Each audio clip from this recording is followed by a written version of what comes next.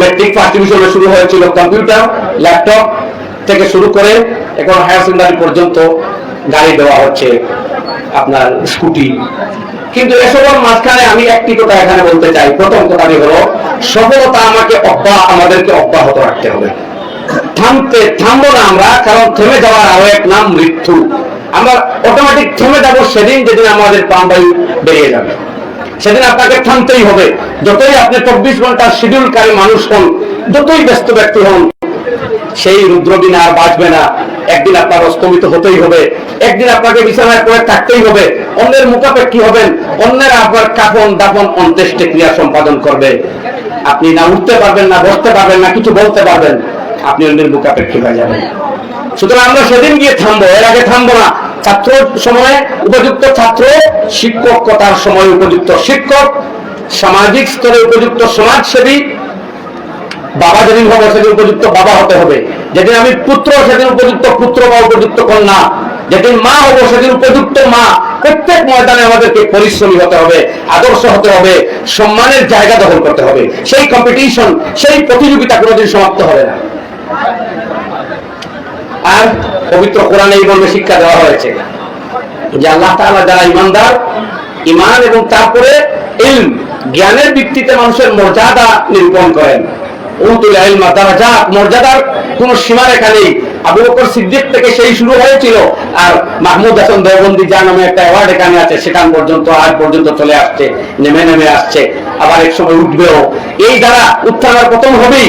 আমরা সেই উঁচু জায়গাটা দখল করবো।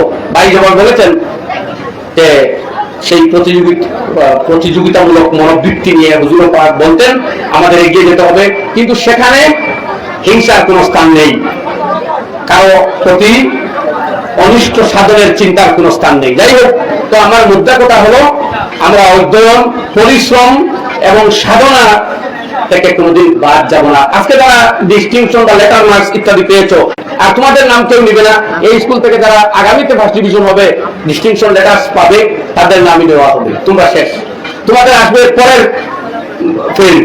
সেই পরের ময়দানে গিয়ে যদি তুমি আবার সফল হতে পারো, তাহলে আবার তোমার নাম উঠবে।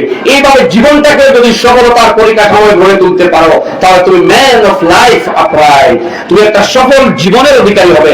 আমাদেরকে শিক্ষা দেওয়া হয়েছে পবিত্র কোরআনে, লিয়াবলুয়াকুম আইয়ুকুম আহসানু আমালা। তোমার গোটা জীবনটাই একটা পরীক্ষাগার, এবং রেজাল্ট আউট হবে মৃত্যুর দিন থেকে শুরু করে। মরতে হবে না, মৃত্যুর সজ্জায় তুমি টের পেয়ে যাবে তুমি সফল না বিফল। বলা হবে ইয়া আইয়াতুহান নাফসুল মুতমাইন্না, হে শান্তিময় আত্মা, ইরজিআ ইলা রাব্বিক, তোমার প্রতিপালকের দিকে প্রত্যাগমন করো। সারা জীবন তুমি সাধনা করেছো, মেহনত করেছো, রিয়াজত এবং মুজাহাদা করে পবিত্রতার রাস্তায় অতিবাহিত করেছো।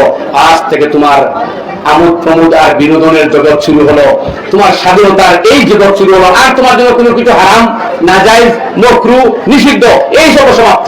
আর কোনো কিছু অবৈধ বলে আর নাই, সব বৈধ হয়ে যাবে। বৈধ আর অবৈধ, মাকরুহ আর হারাম এসব এখানে, এই রেস্ট্রিকশনটা এখানে। সুতরাং গোটা জীবনটাকে পরীক্ষা বলা হয়েছে ইসলামে। তবে এখানে একটা উদাহরণ দেই। পরীক্ষা হলে একটা ছাত্র যখন বসে এবং ভুলবশত লেখলো হয়তো, বা জেনে বুঝে লেখলো 2 = 10, আরেকজন লেখলো সূর্য উত্তর দিক থেকে উদিত হয়, দক্ষিণ দিকে অস্ত যায়, যাই লেখুক, যে 3টা ঘন্টা বা 2 ঘন্টা সে বসবে, তাকে বসতে দেওয়া হবে।